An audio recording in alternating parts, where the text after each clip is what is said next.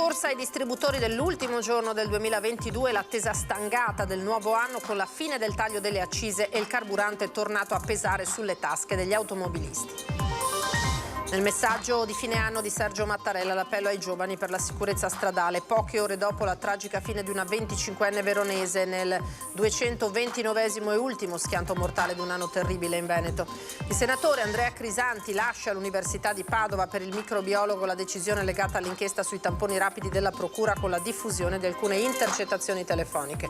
Paura la notte di San Silvestro per una assicuratrice di San Donà di Piave, aggredita da un malvivente che l'ha minacciata con un coltello. Il bandito in fuga con poche decine di euro. L'addio a Benedetto XVI, domani pomeriggio la messa in suffragio in Basilica San Marco, officiata dal Patriarca Moraglia, che giovedì sarà a San Pietro per concelebrare i funerali del Pontefice emerito assieme a Papa Francesco.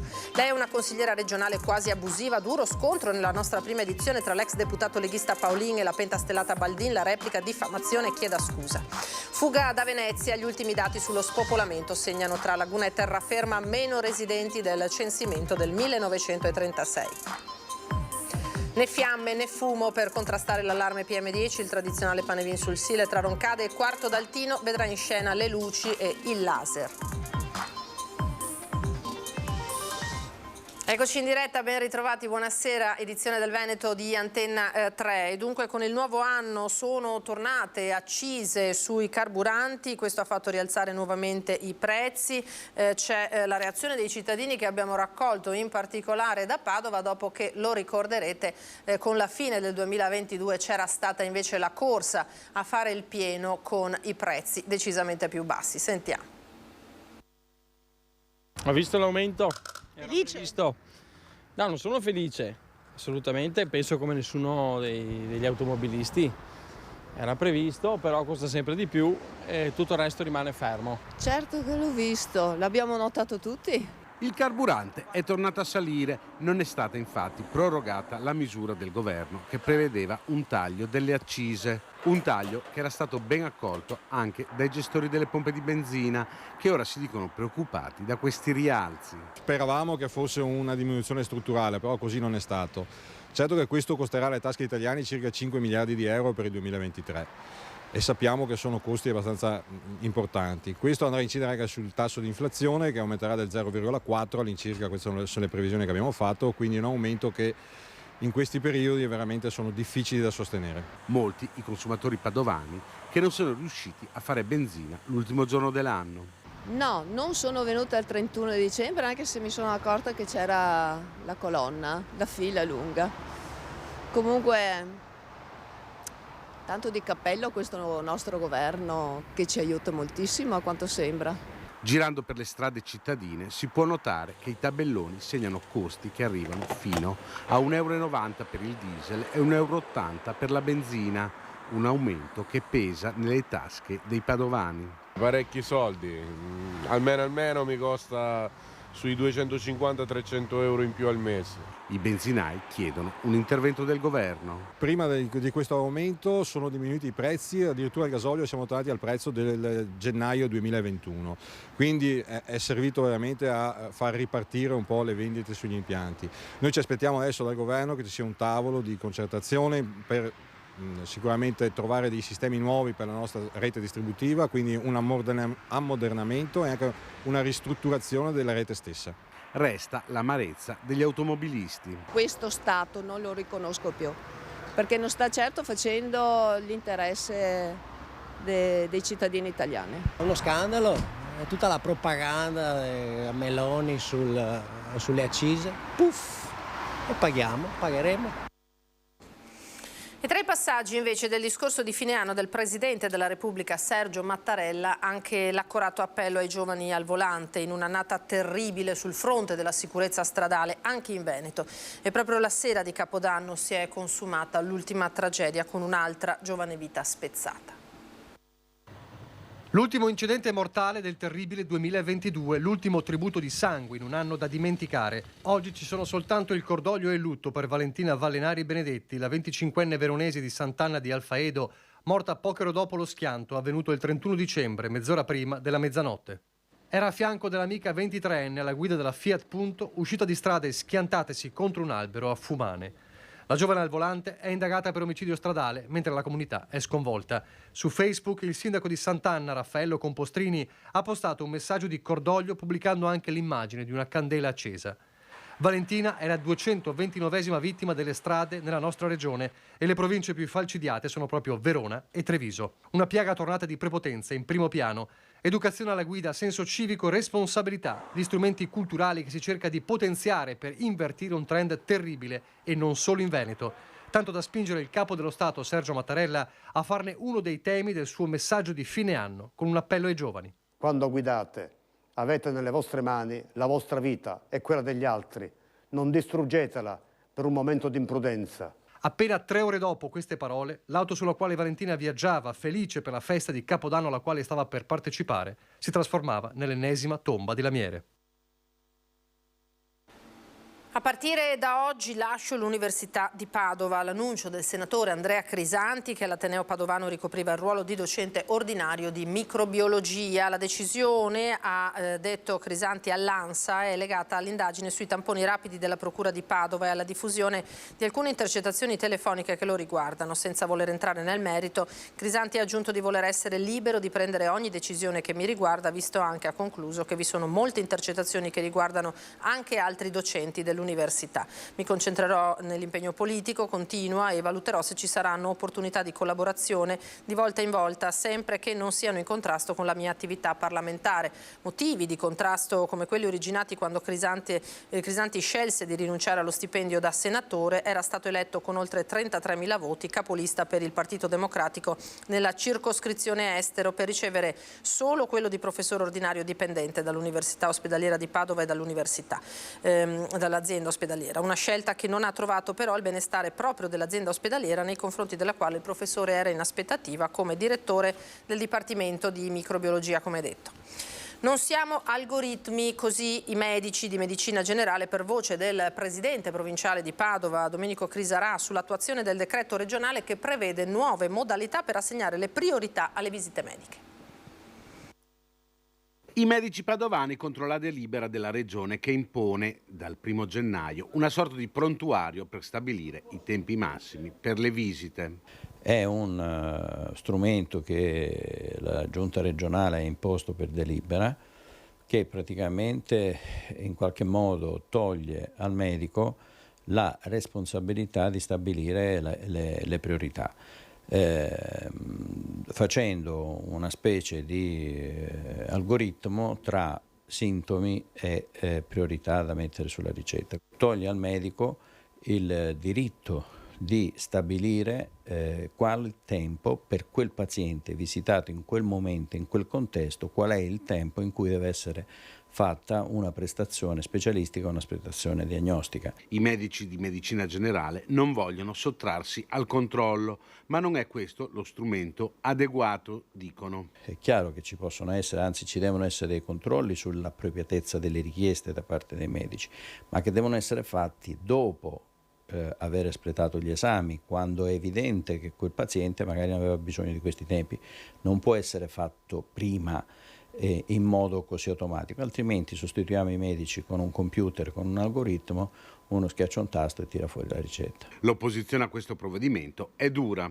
Per quanto riguarda la FIMG, ha già mandato un invito ai colleghi a non applicare questa cosa, è una diffida alle software house che creano i nostri gestionali ad inserire questa cosa in modo sistematico.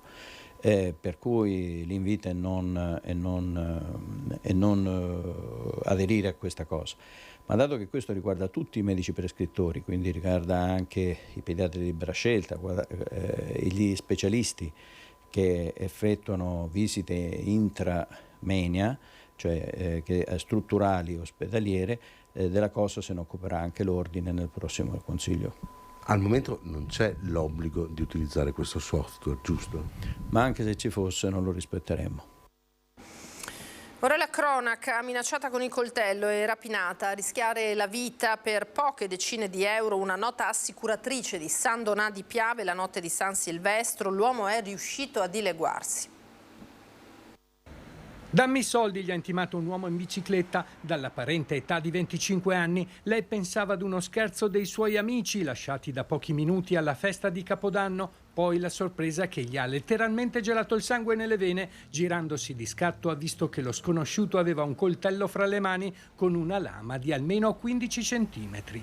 Notte di San Silvestro da dimenticare per Martina Camani, nota assicuratrice di Sandona di Piave. Erano quasi le 3 di notte quando, uscita da un locale in città, la quarantenne stava dirigendosi da sola verso la sua automobile parcheggiata in via Aquileia nei pressi del Ponte della Vittoria, quando ha incontrato l'uomo in bicicletta che insisteva: dammi i soldi che mi servono per mia sorella in Albania. Mai avuta così tanta paura nella mia vita, ha riferito la quarantenne, che ha trovato comunque il coraggio di allontanarsi per cercare aiuto e andare verso l'auto nella speranza che il ragazzo cambiasse idea. Nulla di tutto questo. Senza paura l'uomo in bicicletta ha continuato a inseguirla, riuscendo a strappargli la borsa con i documenti e il cellulare, dileguandosi poi nel buio. La professionista, per chiedere aiuto, è dovuta tornare nel locale. Con gli amici ha chiamato i carabinieri. Una rapina con un coltello in una zona a 2 passi dal centro che nelle ore notturne può diventare pericolosa, ci dice una passante. Sì, a volte c'è gente un po' strana che si muove e si ha un po' di paura, ecco. I controlli, continua l'intervistata, dovrebbero esserci anche nelle vie meno centrali. Alla sera in verità ci sono più verso i bar dove ci sono i giovani, quindi in piazza, e non da queste parti. Le indagini sono iniziate e i carabinieri stanno visionando anche le telecamere di videosorveglianza per cercare di rintracciare il rapinatore. E sarà lutto cittadino nel giorno dei funerali di Mariangela Sarto, l'anziana massacrata la notte del 26 dicembre dalla figlia, quantomeno questa è l'accusa, il marito ferito. Sono stati fissati i funerali per mercoledì alle 15 al Duomo di San Martino di Lupari. Manca solo l'ultima certificazione, quella del medico, ma data e orario dei funerali di Mariangela Sarto sono stati fissati. L'ultimo saluto all'anziana massacrata in casa insieme al marito, le cui condizioni invece migliorano di giorno in giorno all'ospedale di Padova, si terrà al Duomo di San Martino di Lupari mercoledì alle 15. A celebrare le esequie della donna che era amata e conosciuta in tutto il paese sarà Don Livio Buso, parroco a San Martino di Lupari. Nel giorno dei funerali il sindaco Nivo Fior ha già confermato che sarà indetto lutto cittadino, in segno di vicinanza ad una famiglia così ben voluta in paese, la cui sorte ha sconvolto l'intera comunità. Abbasserete le serrande? Sicuramente sì, abbasseremo le serrande per rispetto e il lutto cittadino. Andrò sì, perché a me piace andare in segno che sono da San Martino. Quindi un segno di vicinanza anche se non la conosceva? Sì. La vedevo veniva sempre qui al bar oppure in negozio qua dai tabacchi. Conta di venire al funerale mercoledì? Senz'altro. Una tragedia che ha toccato tutta la comunità. Senz'altro, perché erano 2 persone buone, gentili, capisci? Una brava persona, gentile, educata, calma. Il marito è 40 anni, 50 che ci conosciamo. Veramente non faccio una colpa neanche alla figlia, perché sono cose molto tragiche, molto brutte. Non stiamo neanche a motivare niente, pensiamo solo cosa poteva essere successo di continuo, ecco, senza far tante parole. Una comunità che mercoledì si stringerà attorno a Chiara, la figlia minore della coppia, la prima a scoprire in casa il corpo della madre morta dissanguata e a chiamare i soccorsi, riuscendo così a salvare il papà che giaceva a terra agonizzante. Ci fermiamo ora per qualche istante di pubblicità, tra pochissimo con nuove notizie ancora in diretta.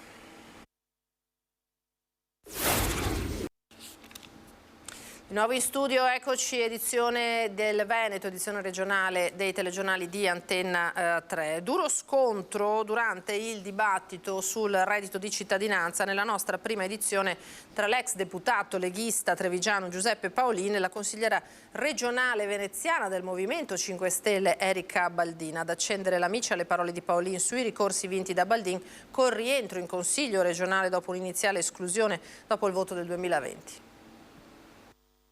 ricordo all'unica consigliera dei 5 Stelle, vorrei dire quasi abusiva perché ha vinto un ricorso, che è sotto gli occhi di tutti. In che senso? Spieghi meglio, perché io è un po' pesantino Paolina. La lista. Quello che ha detto è assolutamente infondato e anche diffamatorio. Le rispondo subito perché ho seguito il ricorso. Allora, la lista, ricordo che la lista... Il fatto diffamatorio è quello che ha appena detto nei miei riguardi, perché non sono un consigliere abusivo, le ricordo. Io non so lei che razza di incarico abbia, ma io non sono un consigliere abusivo, le ricordo. Posso risponderle? Mi lascia parlare? Magari anche delle scuse sarebbero gradite. Allora, la lista dei 5 Stelle in Veneto non ha preso il 3%, requisito primario per poter fare un consigliere regionale. Voi avete fatto un ricorso? Non è così, si informi meglio prima di...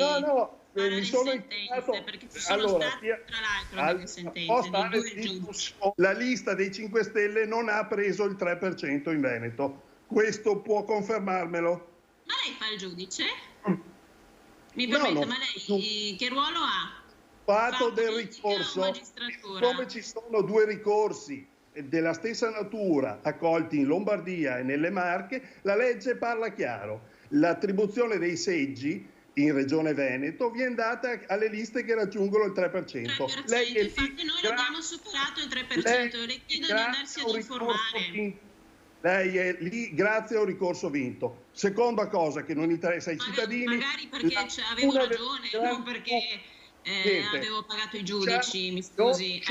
Mi sorprende che da parte di un rappresentante, non so di quale istituzione, ma vi sia un attacco personale nei miei confronti utilizzando frasi del tutto diffamatorie e provvederemo in tal senso. Lei legittimamente ha vinto un ricorso che ricordo analogamente perché l'ho seguito in prima persona, un ricorso che in Lombardia ha avuto un esito totalmente contrario e anche in Abruzzo, dove la legge elettorale è analoga e prevede che per andare al riparto dell'assegnazione ai consiglieri regionali le liste dei candidati devono superare il 3%, cosa che non è avvenuta per i 5 Stelle. Dopodiché il suo posto è legittimo da consigliera regionale. Così dunque il vivace scambio nella nostra prima edizione. Ora parliamo del Comune di Venezia. L'intero comune avrà un secolo dopo la sua fondazione meno abitanti di quelli che aveva in partenza con la somma dei vari comuni che si fusero per comporlo. Il Comune di Venezia, tutto il Comune di Venezia, non solo la Laguna, ha meno abitanti oggi che negli anni 30, in un'epoca in cui in tutta Italia vivevano appena 40 milioni di persone.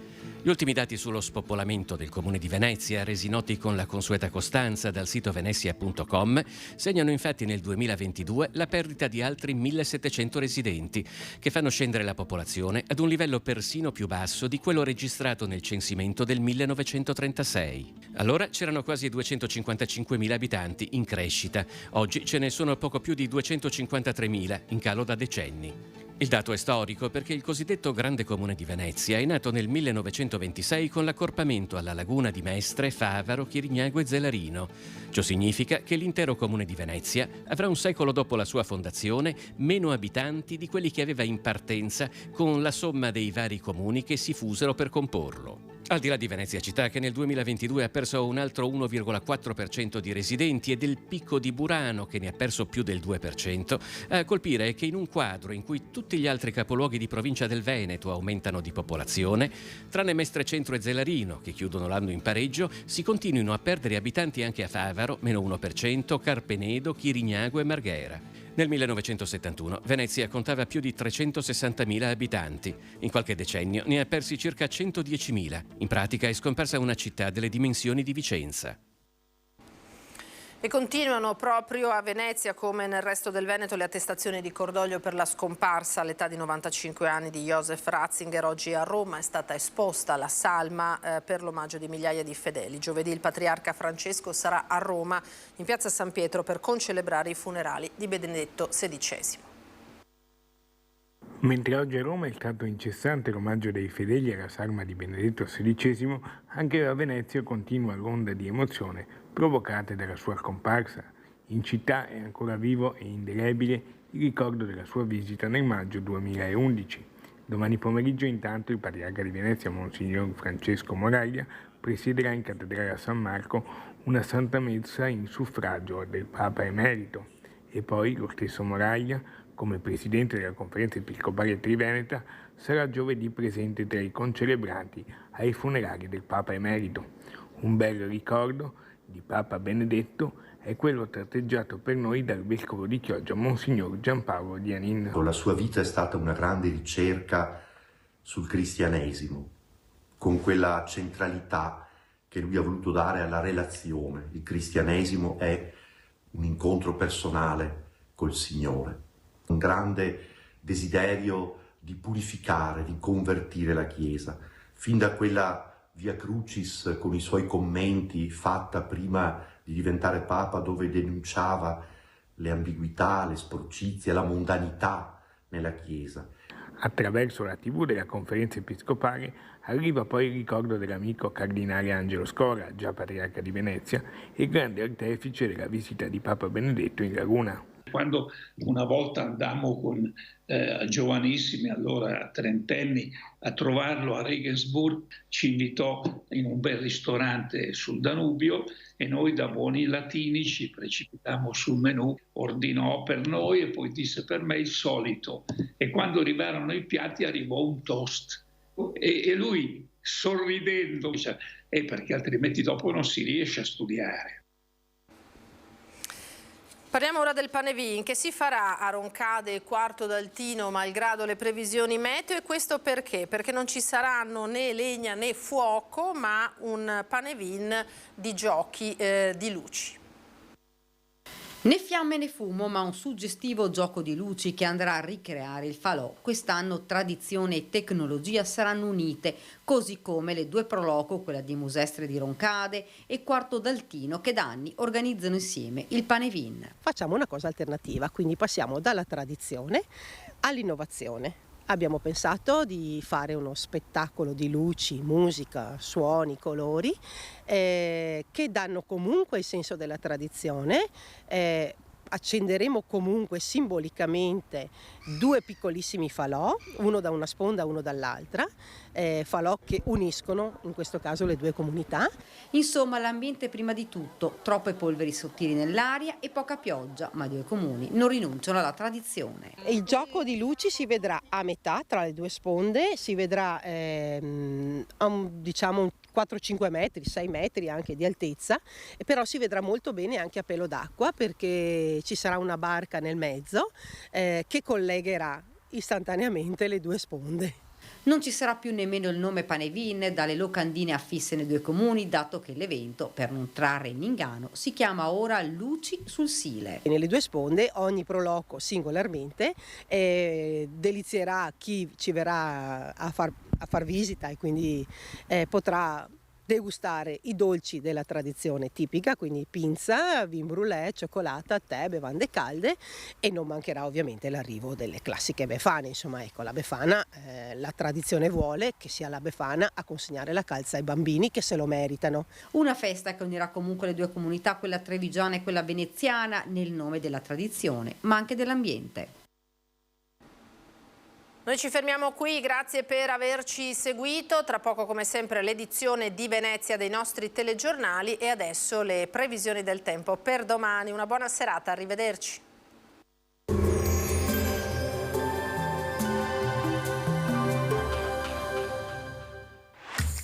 Non ammirare Vittorio Veneto, ma vieni a viverla. Scarica l'app. Benvenuti al Meteo. Una perturbazione attraversa il nostro territorio, qualche disturbo nella giornata di martedì 3 gennaio. Vediamo insieme il dettaglio. Sul Veneto cielo decisamente grigio e coperto sin dal mattino, col passare delle ore piogge via via più diffuse un po' ovunque sulla nostra regione. Temperature invariate, minime tra 2 e 6 gradi, massime invece tra i 9 e gli 11 gradi all'incirca. Spostiamoci ora sul Friuli Venezia Giulia. Anche qui il cielo sarà nuvoloso con locali foschie e possibili nebbie, ma anche con deboli precipitazioni nel pomeriggio. Temperature minime tra 6 e 9 gradi, massime sui 9-12 gradi. Infine diamo uno sguardo alla situazione del Trentino Alto Adige. Poche novità, precipitazioni piuttosto frequenti, nevose oltre i 1300-1500 metri di quota. Temperature minime intorno a 1-3 gradi, massime sui 5-9 gradi all'incirca. Dal meteo per ora è tutto, vi auguro un buon proseguimento in nostra compagnia.